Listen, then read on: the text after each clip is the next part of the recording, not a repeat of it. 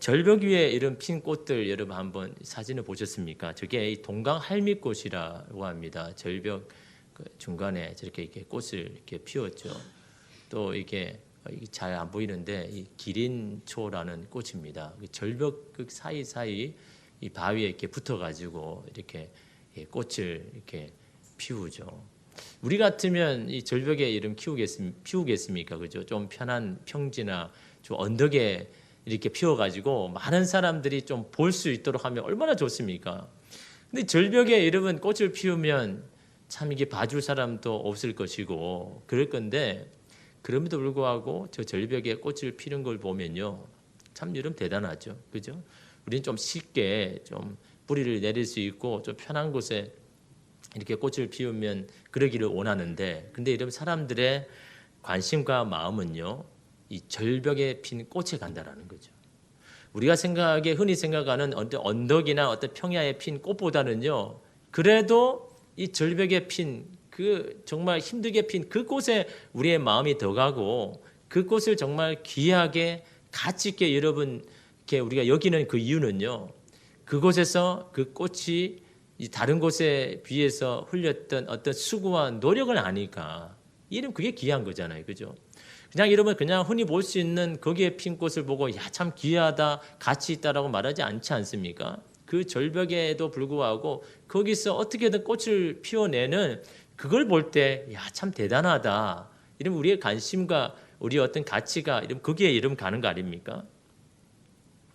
이러면 쉽게 얻는 것은요 쉽게 나가고 쉽게 보는 것은요 쉽게 잊혀지는 법인 거죠. 그러게 이러면 땀의 열매가 갇히고 있고 이 수고로 얻은 것이 이 귀한 것이죠. 근데 여러분 중요한 것은요. 우리가 만약 그 절벽에 핀 꽃이라면 어떻게 할 것인가? 보기에는 참 좋고 보기에는 너무나 아름답지만 여러분이 그 절벽에 핀 꽃이라면 여러분 어떻게 받아들이겠습니까? 왜 하필 절벽이야. 그냥 좀 편한데 그냥 평지에 좀 심어주시지. 왜 절벽이냐? 라고 여러분 할 수 있잖아요. 근데 여러분 우리의 인생이 어떻게 그냥 좋은 평지에만 이렇게 인생 살아갑니까? 어떨 때는 절벽에 있을 수도 있지 않습니까? 거기서도 꽃을 피워야 되거든요. 그럴 때 우리는 어떻게 그 꽃을 피우는 사명을 감당할 수 있는가? 그걸 위해서는요. 한 가지 우리가 기억해야 되는 것은 우리가 막 던져진 존재가 아니라는 거죠. 보내진 존재라는 겁니다. 하나님의 뜻과 목적을 따라서 거기에 이름 심겨졌다라는 것. 이게 이러면 참 중요한 거잖아요. 내가 원하지 않는 곳에 하나님이 심으셨다면 그 심으신 분의 뜻과 목적이 분명히 있는 겁니다. 의도를 가지고 이러면 심은 것이지 그냥 막 던지면서 너 알아서 거기서 살아 라고 하나님 그렇게 하지 않으시거든요. 특별히 이 절벽이라는 곳에 심을 때는 하나님께서 분명한 그 목적과 뜻이 있다는 것을 여러분 우리가 그걸 깨달아야 그 절벽에서도 꽃을 피려고 막 시도를 하고 이러면 노력할 수 있는 거잖아요. 이러면 그거 없다 그러면요. 이러면 어떻습니까? 내 신세는 한탄하고 남과 비교하고 나는 왜 이 절벽에서 꽃을 피워야 되냐? 그렇게 이러면 인생을 살지만요. 그러나 그곳에 심겨주고 보내준 그 하나님의 뜻과 목적을 알고 한다면요. 우리는 그곳에서 이런 꽃을 이런 피울 수가 있다라는 거죠. 하나님께서 우리를 어느 곳에 심으신 것은 그곳에 있게 하심은 하나님의 의도와 뜻이 분명히 있다는 것을 여러분 우리가 알아야 된다는 겁니다. 그러기에 여러분 우리는요 우리 생각과 판단으로 쉽게 판단하거나 결정해서는 안 된다는 겁니다. 하나님의 뜻이 나를 통해서 이루어질 때까지 그곳에 있어야 된다는 거죠. 여러분 섣부른 결정과 판단이 하나님의 뜻을 이루지 못하게 할 수 있다는 겁니다. 더 힘든 길로 돌아갈 수도 있는 겁니다. 하나님이 심으셨다면 옮기시는 분도 하나님이 옮기셔야 되는 겁니다. 여러분이 옮기셔는 안 되는 겁니다. 여러분이 옮기면요 항상 문제가 생기는 거죠. 하나님이 여러분 이곳에 심으셨다면 하나님께서 다른 것을 옮기는 것도 하나님이 하셔야 되는 겁니다. 여러분이 쉽게 판단해서는 여러분 안 되는 것이죠. 그것이 내가 보내진 존재이고 심겨진 존재라는 것을 여러분 인정하는 것이죠. 순리대로 되어질 때요 인생이 가장 행복한 겁니다. 하나님이 여러분 심으셨다면 하나님의 방법은 자연스럽게 또 옮겨가게 하는 것이 여러분 이 하나님이 하시는 이런 방법 아닙니까? 여러분 돌을 다룰 때요 어설픈 아마추어는요 어떻게 합니까? 돌을 막 이렇게 조각을 내 가지고 모양을 내야 돼요. 근데 아마추어는 어떻게 합니까? 먼저 망치를 들죠. 망치를 들고 그냥 어떻게든 그 모양을 깨트리려고 하지만요 여러분 고수인 석공은요 망치를 먼저 안 듣습니다. 그 돌을 만지면서 뭘 봅니까? 결을 보잖아요. 돌의 결을 보면서 어떻게 이것을 두드려서 깨뜨릴까를 여러분 생각을 하고 하는 거지 그냥 막 망치를 두고 깨뜨리지 않더라라는 겁니다. 그러면 힘만 들지 제대로 모양도 안 나오는 겁니다. 결대로 여러분 두드려야 그 돌이 쉽게 이름 나가는 것처럼 여러분 인생도 마찬가지입니다. 모든 만물에는 여러분 결이 있습니다. 여러분 나무에도 나무 결이 있지 않습니까? 바람에도 바람 결이 있고 여러분 물에도 물 결이 있는 겁니다. 그 결대로 여러분 살아가는 것 그게 순리대로 살아가는 거죠. 여러분 순리대로 살아가는 게 뭡니까? 하나님의 목적과 이유대로 살아가는 것이요. 그게 순리대로 살아가는 겁니다. 여러분 그런 인생이요. 행복할 수가 있는 겁니다. 내 생각으로 결정하고 이름 틀어버리면요. 하나님이 원하시는 뜻대로 되어지지 않는 거죠. 그래 인생이 불편해지는 겁니다. 여러분 시골길을 가다 보면요. 이 아스팔트에 쏟은 이 꽃, 이 들꽃 이런 게 있지 않습니까? 그죠? 물론 여러분 이 아스팔트가 깨어진 그 조각 사이에서 이게 꽃이 여러분 피어나지만 여러분 참 대단하지 않습니까? 저는 여러분 저런 꽃을 볼 때마다 야 생명력이라는 것이 저는 아스팔트를 뚫고 나올 수 있는 그런 힘이 이 생명력에 있다라는 것을 이 사진을 볼 때마다 막 그런 생각이 막 듭니다. 그렇지 않습니까? 여러분 우리가 아는 생명력은요 그렇게 연약하지 않습니다.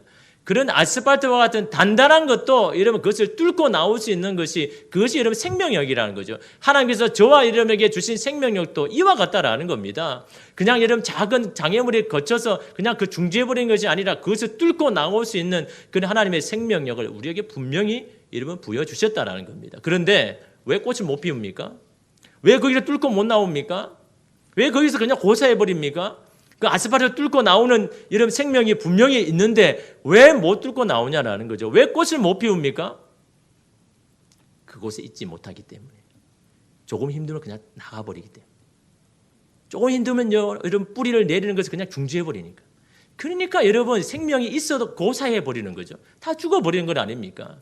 생명력은요 뚫고 나와야 되는 겁니다. 거기에서 여러분 뚫고 나와서 꽃을 피워야 그곳에서 꽃을 피워야 생명력이 더 강해지는 겁니다. 그것이 있다라고 그냥 그 한계에 맡겨서 그냥 여러분 움츠러들면요 여러분 더 이상 꽃은 생명력을 잃어버리는 겁니다. 그 생명력이 더 왕성하기 위해서는요 그걸 뚫고 나와야죠. 그래야 여러분 그 아스팔트를 뚫고 나와서 그 꽃이요 더 아름답게 이런 피는 건 아닙니까?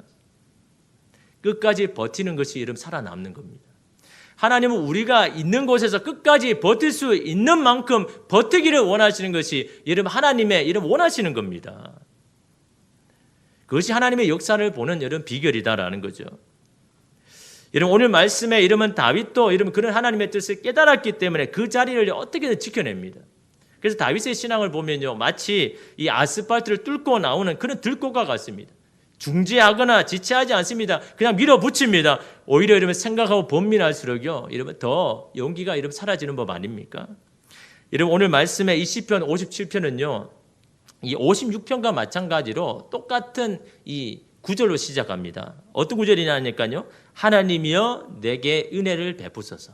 56편에도 여러분 이런 구절로 시작하고 57편에도 하나님이여 내게 은혜를 베푸소서. 특별히 이 57편은요. 두 번이나 반복하죠.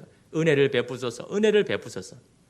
여러분 그만큼 은혜를 받아야 할 필연적인 사건이 지금 다윗에게 있기 때문인 겁니다.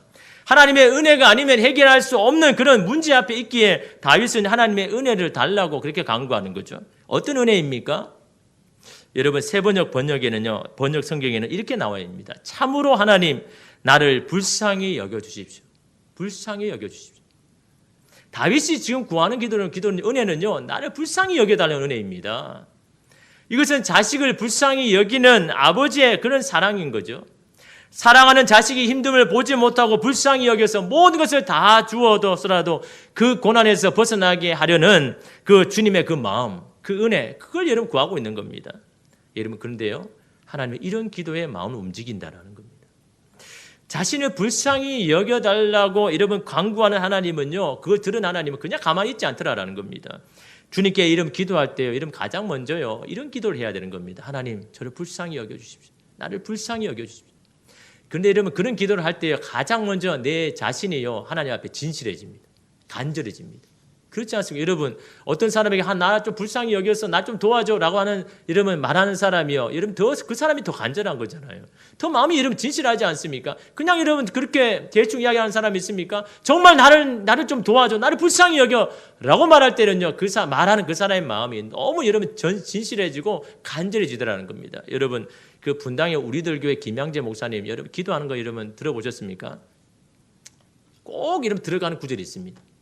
기도를 한 문장을 하면요, 꼭 들어가는 문장이 있습니다. 그게 뭐냐니까요, 불쌍히 여겨주십시오. 한번 들어보시면 항상 나를 불쌍히 여겨주십시오. 나를 불쌍히 여겨주십시오. 기도하는 여러분 문장마다 나를 불쌍히 여겨달라고 항상 여러분 그 기도를 넣습니다. 왜요? 하나님 마음 아니까요. 나를 불쌍히 여겨달라고 기도했을 때 하나님은 반드시 그 기도를 들으시고 그 응답을 해주시니까 여러분 그걸 아는 겁니다. 여러분 이거는요, 경험에서 나오는 기도의 노하우입니다.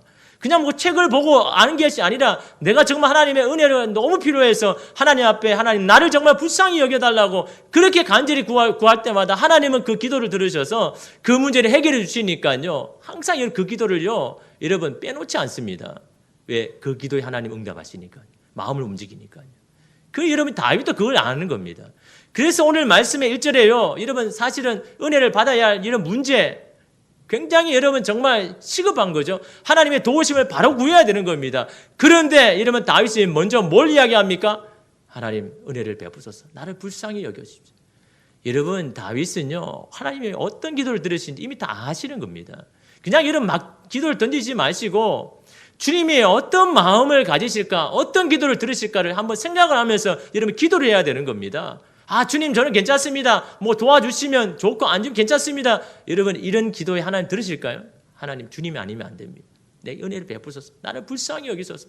내가 누구에게 도움을 구하겠습니까? 누구의 손을 내가 붙잡겠습니까? 주님의 손 아니면 내가 붙들 사람이 없습니다. 나를 불쌍히 여겨주십시오. 여러분 그런 기도가 다윗이요, 이런 두 번이나 이런 반복하잖아요. 다윗이 여러분 그걸 뭐 기도에 대해서 몰라서 합니까? 기도에 여러분 정말 그 응답의 기도에 그걸 너무나 잘하니까요.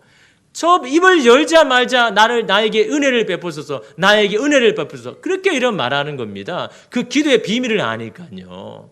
여러분 기도는 어떻습니까? 처음 하자마자 이런 기도하고 있습니까?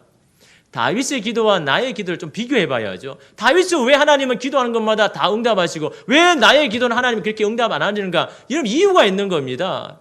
이런 다윗의 이런 마음을 한번 기도해 보십시오. 나를 불쌍히 여겨달라고요. 하나님 저는 뭐 괜찮습니다. 저는 살아갈 볼만 합니다. 그 하나님 뭐라 하겠습니까? 그래 네 마음대로 한번 잘 살아봐라. 하나님이 아니면 안 됩니다. 내가 주님만을 붙들 수밖에 없습니다. 나를 불쌍히 여겨달라. 여러분 그 기도에 하나님의 마음이 움직이시는 겁니다. 나를 불쌍히 여겨달라고 할 때 하나님의 은혜가 여러분 우리 가운데 여러분 임하는 겁니다. 그걸 다윗이 알기 때문에 이런 구하는 것 아닙니까? 오늘 말씀에 여러분 왜 그럴 수밖에 없느냐, 이 표제를 보면요 뭐라고 나와 있습니까? 이런 시편에 보면 다 표제가 있죠, 그죠?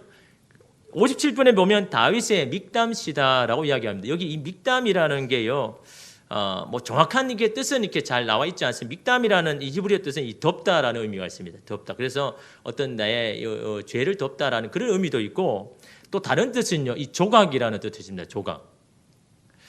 다시 말하면 여러분 어떤 조각을 말합니까? 다윗이 사울을 피해서 막 여기저기 도망가잖아요. 그죠? 그래서 깊은 굴에 들어갑니다. 겨우 촛불을 켜가지고 밝을 수 있는 그 굴요. 거기서 여러분 그 벽에다가 뭔가를 서내려 가는 겁니다. 조각조각 얘기해서 돌 조각으로 막 쓰다라는 이게 서내려가는. 여러분 오늘 말씀 읽을 때요, 그런 여러분이 그 안에 들어가셔서 이러면 지금은요 이 찬양의 이 가사를 지금 다윗이요 막 벽에다 막 쓰고 있습니다. 왜요? 왜 씁니까? 이거를 안 잊어버리려고. 매일매일 이 글을 보면서 내 마음이 흔들리지 않고 내 마음을 지키려고. 여러분 정답생 어떤 마음으로 이름 적었겠습니까? 진실한 마음이 간절한 마음 아닙니까? 여러분 그 마음으로 다윗이 지금 적고 있는 겁니다. 여러분 우리가 하나님 앞에 간절하면 이 정도는 여러분 되어야죠. 그 마음을 안 잊어버리려고 막 굴에서 조각을 써가지고 글로 써가 돌로 여러분 조각을 써가지고 그걸 매일 보면서 지금 다윗이 지금 버텨내고 있는 겁니다. 그냥 여러분 유유작자 그냥 뭐 즐거워서 이 찬양하고 여러분 노래를 부르는 게 아니고요. 막 절규하는 마음으로 여러분 동굴에다가 막 새기는 겁니다. 오늘 이 말씀을요. 그래서 여러분 이 시를요, 이러면 황금시다, 금원시다라고까지 합니다. 너무도 귀한 시라는 거죠. 왜 귀합니까? 여러분 어떤 것이든요, 고난과 역경 가운데 삶의 엑기스가 나오는 거죠. 자신의 정말 본연의 정말 하나님 앞에 진실한 완전히 발가벗겨져 가지고 이제는 주님 앞에 그런 모습을 설 수밖에 없는, 그래서 자신의 입술로 고백하는 건요 100% 진실인 겁니다. 지금은요 하나님 앞에 여러분 이 상태에서 뭐 감추고 여러분 뭐 이렇게 포장할 게 있겠습니까?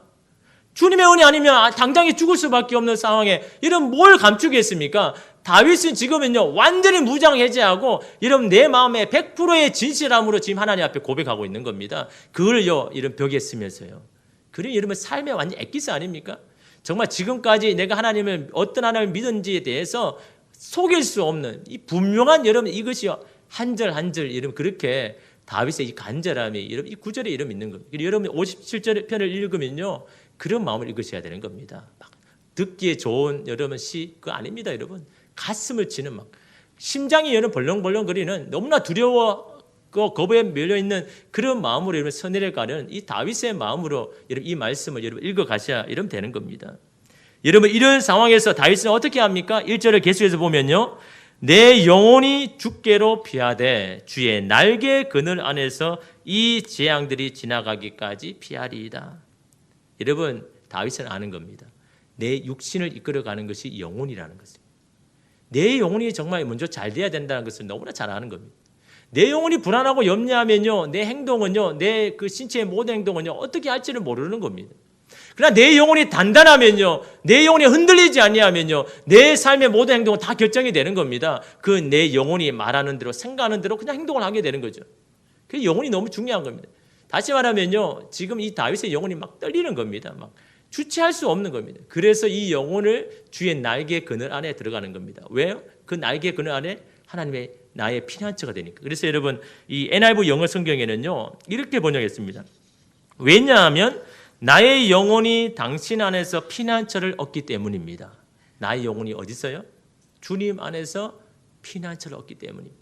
주의 보호하심을 받기 때문입니다. 그분의 권능의 그 날개 아래에 있을 때 그 어떤 것도 나를 덤빌 수 없고 침범할 수 없습니다라는 내 영혼의 안식처, 피난처가 바로 주님 안에 있다는 것을 알기에 내 영혼이 주님 앞에로 피합니다라고 이렇게 여러분 고백을 하고 있더라라는 겁니다.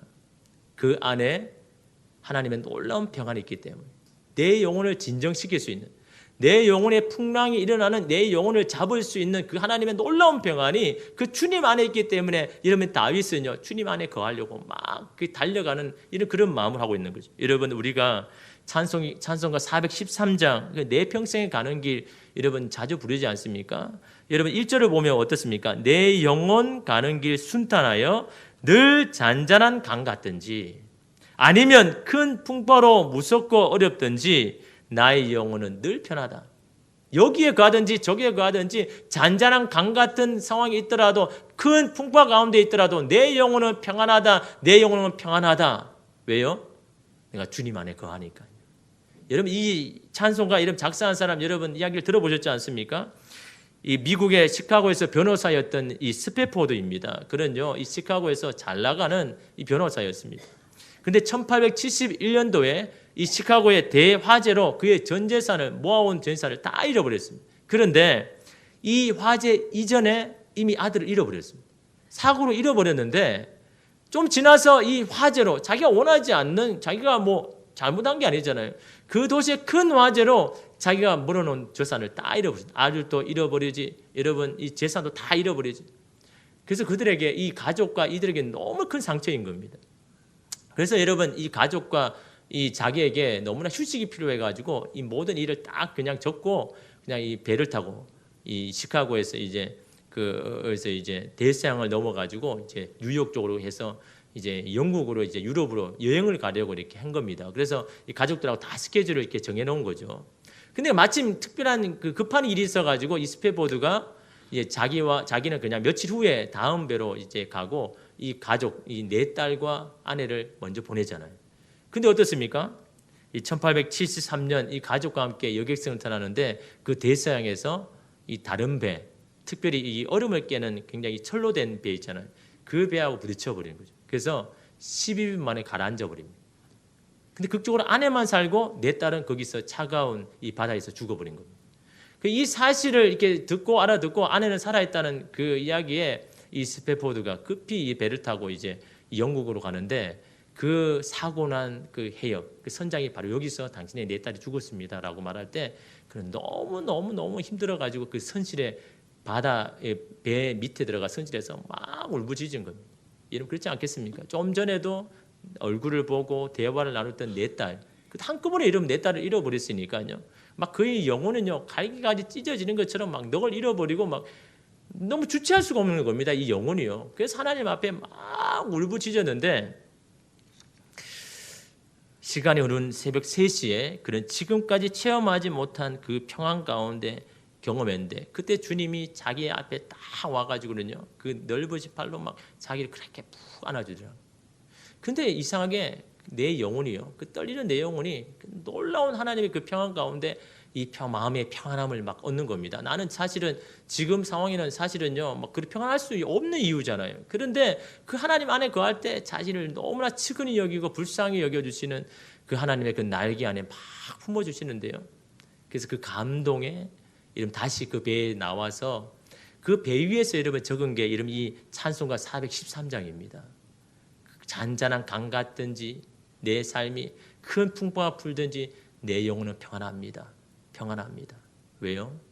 주님 안에서 내가 거하니까. 주님의 피난처 되시는 주님의 날개 그늘 안에 있으니까 내 영혼이 평안하다, 평안하다. 이름 그렇게 이름 고백을 하는 겁니다. 이름 다윗도 마찬가지입니다. 이 스패포드와 같은 마음으로 하나님 앞에 울부짖었는데 그래서 그 영혼을 주님 앞에 맡겼는데 이러면 언제까지? 이러면 이게 중요합니다. 1절 마지막에 보면요. 뭐라고 합니까? 이 재앙들이 지나가기까지 피하리다. 잠깐 그냥 피했다가 다시 오는 게 아니라 여러분 언제까지요? 이 재앙이 지나가기까지. 이것이 다윗이 여러분 시련을 극복하는 비결입니다. 폭풍우가 다 지나갈 때까지 그는 하나님의 품에 거했다라는 겁니다. 도망하거나 피하지 아니하고 그곳을 지켜냈다라는 것을 다윗이 이런 말하고 있는 겁니다. 이러면 도망치는 것도 습관입니다. 피하는 것도 이런 습관입니다. 계속 그렇게 하다 보면요, 우리 몸이 먼저 반응을 하는 거죠. 좀 힘들면 도망치고 피해버립니다. 이러면 아닙니다. 이것이 다 지날 때까지 여러분 버텨야죠. 어디에서요? 주님의 그 권능의 날개 안에. 세상이 줄 수 없는 하나님의 그 평안 안에 여러분 버텨야 되는 겁니다. 언제까지요? 이 재앙이 다 지날 때까지.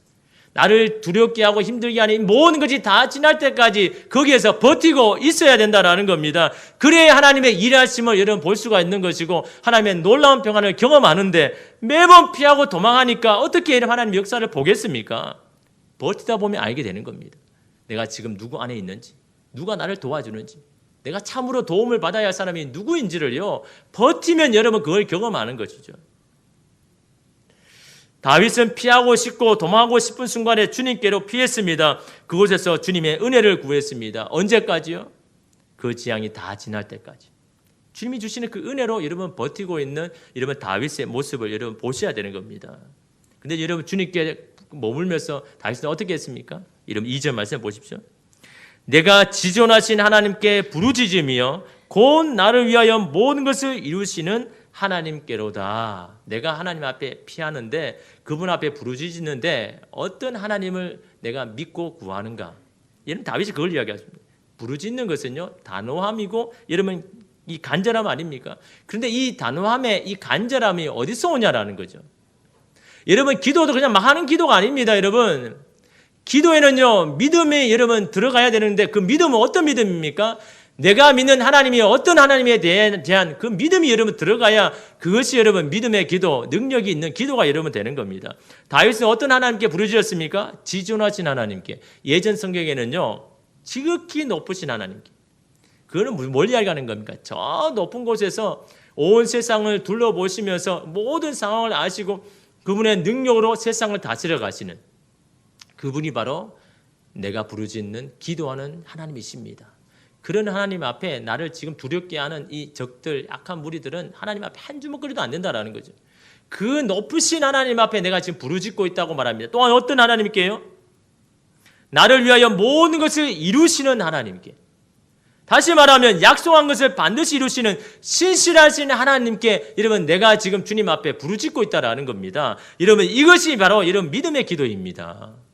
여러분 그냥 막 구하는 것이 여러분 기도가 아닌 겁니다. 기도를 들으시는 분이 누구신지 한 믿음의 근거에서 여러분 기도하는 것이 이런 믿음의 기도, 하나님이 응답하시는 여러분 기도라는 겁니다. 근데 우리는 어떻습니까? 하나님에 대해서요 신뢰하지도 않고 믿지도 않으면서 하나님 앞에 구하고 기도하지 않습니까? 여러분 참 이거는요 이율배반적인 것이고 이치에도 맞지 않는 행동입니다. 그냥 막 던지는 거죠. 그냥 그 중에 하나라도 걸리면 그냥 좋은 것이로 여러분 여기면서 막 기도하지 않습니까? 여러분 그런 기도에 하나님 응답하실 리가 없습니다. 믿지도 않는데요. 신뢰하지도 않는데 여러분 그 기도를 하나님이 어떻게 들어주겠습니까? 기도라는 것은요 하나님에 대한 나의 믿음의 고백이 들어가야 되는 겁니다. 하나님 나는 하나님을 이렇게 믿습니다. 이런 하나님을 내가 믿고 그 하나님 앞에 구합니다라는 이 믿음이 동반해져야 여러분 하나님이 여러분 받으시는 여러분 기도가 돼야 하잖아요. 아니 나는 하나님을 신뢰하지도 않고 믿지도 않는데 하나님 나를 도와주십시오. 하나님 이렇게 되어야 됩니다. 야 내가 너 못 믿고 내가 그 기도를 들어줘. 이러면 우리 인간이라면 그렇게 이야기하겠죠. 그렇지 않습니까? 아니 믿지도 않는데 신뢰하지도 않는데 왜 그런 기도합니까? 그냥 막 던지는 거잖아요. 그냥 하나님 뭐든 내가 하여튼 지푸라기도 잡으면 좋으니까 어떻게든 하나님 나를 도와달라고. 여러분 이런 기도가 우리의 기도가 되어서는 안 되는 겁니다. 다윗은요 어떻게 합니까? 하나님에 대한 확신함이 생길 때 이러면 기도하는 겁니다. 부르짖는 겁니다. 내가 믿는 하나님에 대한 확신함이 들었을 때 하나님 앞에 간절히 부르짖을 때 다윗은요 기도하는 것마다 하나님이 여러분 다 들으시는 겁니다. 여러분 저와 여러분과 다윗의 기도가 다른 게 이거잖아요. 다윗은 먼저요 여러분 하나님이 어떤 분이라는 확실한 걸 먼저 찾고 그것을 발견한 후에 하나님 앞에 구했다라는 거죠. 오늘 말씀도 이런 마찬가지잖아요. 하나님 내가 하나님 앞에 피하지만 그 하나님이 어떤 하나님인지 내가 믿습니다라는 그 믿음을 여러분 동반해서 하나님 앞에 여러분 기도하고 있지 않습니까? 이 절망의 굴에서도 붙들고 의지할 수 있는 그 하나님을 내가 먼저 붙잡았다라는 겁니다. 그 하나님에 대한 확신이 들었을 때 여러분 이 다윗은 간절히 하나님 앞에 이런 부르짖는 겁니다. 그런 여러분 그런 하나님에 대한 그 믿음의 기도 이런 그런 하나님 당연히 들으시죠. 네가 나를 믿어주니까 나도 너를 기도를 들어줄게. 이것이 여러분 하나님께서 이러면 마음이 오고 가는 기도잖아요. 이게 이러면 교통 있고 소통 있는 기도인 겁니다. 여러분 우리의 기도가요 여러분 세상의 사람들이 구하는 기도처럼 그냥 일방적인 기도가 돼서는 안 되는 겁니다. 우리가 이런 마음으로 주님 앞에 기도했을 때 그 마음을 받으시는 하나님께서 그래 네 마음을 내가 알겠으니 그래 내가 너희 기도를 들어줄게. 이게 이러면 오고 가는 거잖아요. 여러분 우리의 기도는 그런 기도가 돼야 되는 겁니다. 내가 믿는 그 하나님에 대한 그 믿음을 간절하게 하나님 앞에 올려드리고 그 마음을 받으신 하나님께서요 감동하셔가지고 이런 우리 가운데 이런 그 기도의 응답을 여러분 보여주시는 여러분 우리가 그런 기도를 여러분 해야 되는 건 아닙니까? 그래야 여러분 그 가운데 하나님 앞에 여러분 놀라운 하나님의 역사를 여러분 보는 거죠. 그런 다윗이요 기도 응답을 그렇게 여러분 많이 받은 겁니다. 그래 여러분 다윗은요 더 기도하는 겁니다. 여러분 기도를 여러분 많이 하는 것도요 기도의 응답을 경험해 본 사람은요 계속 기도하는 겁니다. 근데 응답을 경험하지 못한 사람은요 그냥 조금 하다 그냥 말아버립니다. 여러분 어떻게 해야 여러분 기도 응답을 받습니까? 먼저 여러분 하나님에 대한요 그 믿음 확신을 먼저 여러분 확신하게 해야 되는 겁니다. 그 흔들리고 떨리는 여러분 믿음을 붙잡고요. 여러분 그 굴에서도 오늘 다윗이요. 변하지 않고 신실하신 그 하나님을 여러분 붙잡고 여러분 기도하잖아요. 그럴 때 여러분 그 굴에서도 여러분 노임을 받고 구원을 받는 그런 역사가 일어나지 않습니까? 사울이 눈을 두 눈 뜨고 여러분 왔지만요. 다윗은 못 보지 않습니까? 그런 은혜가 여러분 어디에 오는 겁니까? 세상을 의지 아니하고 살아계신 그 하나님을 향하여서 간절하게 여러분 그 믿음으로 구했을 때 하나님이 하신 역사 아닙니까? 그곳에서 여러분 지켜낼 때 버텨낼 때 하나님은 신실하신 하나님은 그렇게 하실 것이라는 그 믿음을 가지고 그 기도함으로 그 굴에서 지켜낼 때 그 굴에서도 구원의 손길을 여러분 얻지 않습니까? 사울이 들어와도 여러분 이 다윗을 못 보도록 하나님께서 여러분 그 길을 여러분 다 막지 않습니까? 그곳에 여러분 끝까지 여러분 버텨야 여러분 이 재앙이 지날 때 갈 때까지 주님 안에 여러분 거해야 여러분 이 모든 문제가 여러분 피하는 겁니다. 어떻게든 도망가고 피해서는요 우리의 문제가 해결되지 않는 겁니다. 여러분 그래서 다윗은 어떤 확신이 듭니까? 3절에 보십시오. 그가 하늘에서 보내사 나를 삼키는 자의 비방에서 나를 구원하실 것이다. 어디에서요? 이 굴에서. 이 캄캄한 굴에서도 하늘에서 하나님께서 보내서 나를 구원하실 것이다. 하나님이 그의 인자와 진리를 내게 보내시죠. 여기 인자라는 것은요 변함없는 하나님의 사랑, 진리라는 것은요, 공의로운 기준, 하나님의 공의로운 기준으로 변함없는 사랑으로 나를 지키시고 이 원수 앞에서 나를 구원해 주실 것이라는 이 확신을요, 다윗은 하나님 앞에 찬양하고 있는 겁니다. 이게 여러분 기도 아닙니까? 이게 우리의 고백이 여러분 되어야 되지 않습니까? 그러기에 여러분 찬양할 수밖에 없는 겁니다. 이런 8절 말씀 우리 함께 읽겠습니다. 내 영광아 깰지어다, 비파야 수금아 깰지어다, 내가 새벽을 깨우리로다. 어디에서요? 굴에서요. 조용히 있어야 할 굴에서요. 조용히 있어서 사울이 그냥 지나가야 할 그런 상황이에요. 뭐합니까? 비파를 키고 수금을 막 키면서 하나님 앞에 찬양합니다. 이건 무슨 말입니까? 나의 이 찬양 소리를 들어서 혹시나 사울의 군대가 이 굴 안에 들어와도 나는 괜찮다라는 겁니다. 여러분, 다윗이 하나님 앞에 이러면 구하고 기도했는데 하나님이 주시는 그 마음은 어디까지입니까? 내가 찬양을 해서 내가 발각되더라도 나는 괜찮다. 이런 그게요, 시편 27편 3절에 이렇게 고백합니다. 군대가 나를 대적하여 진칠지라도 내 마음이 두렵지 아니하며 전쟁이 일어나 나를 치려할지라도 나는 여전히 태어나리라. 여러분, 이것이 다윗이 가진 확신입니다. 내가 이렇게 찬양을 해서 막 소리를 질러서 그 소리를 듣고 다윗이 내가 숨어있는 이 굴에까지 들어오더라도 나는 안전할 태어날 것이다. 아무렇지 일이 없는 것처럼 나는 거기에 태어날 것이다. 이런 확신이 어디서 옵니까? 나의 피난처 되시는 그 하나님, 나를 도와주시는 그 하나님, 내가 그 주님 안에 거했고 그 주님의 그 피난처 안에 있다라는 이 확신이요, 다윗을 하여금 여러분 그 안에서도 태어날 수 있는 그런 용기와 담대함이 여러분 있지 않습니까? 하나님에 대한 확신과 믿음이요, 바로 우리의 새벽을 깨우는 이런 것이 되고, 또한 아침이 밝아오도록 이런 재촉하는 것이 바로 우리의 믿음의 이런 고백입니다. 그런 은혜와 역사를 경험하기 위해서는 어떻게 해야 됩니까? 자리를 지켜야죠. 그 자리를 지켜내야죠. 하나님이 여러분이 보내시고 심겨진 그곳에서 하나님이 옮겨주실 때까지 그곳에서 온 힘을 다하여서 여러분의 꽃을요, 이런 주님 앞에서 피워야죠. 그 사명을 감당해야죠. 그럴 때 하나님의 놀라운 역사를 보는 겁니다. 그 절벽에서도 하나님이 보호하시고 하나님이 내려주시는 그 은혜와 그 감동을요, 이러면 거기에 끝까지 버틸 때 이러면 하나님의 올려주시는 하나님의 놀라운 그 은혜, 이러면 오늘 저와 여러분 가운데도 그런 은혜가 임하기를 간절히 소망합니다. 주님 앞에 이런 구하십시오. 주님, 나를 불쌍히 여겨주십시오. 나를 불쌍히 여겨주십시오. 주님의 은혜가 필요합니다. 그 은혜를 베풀어 주십시오. 그런 간절한 마음, 그런 진실한 고백을 하나님께서 오늘 이 밤에도 들으셔서 여러분 가운데 하나님의 놀라운 인자와 하나님의 진리로 여러분을 덮어주실 줄 믿습니다. 기도하겠습니다.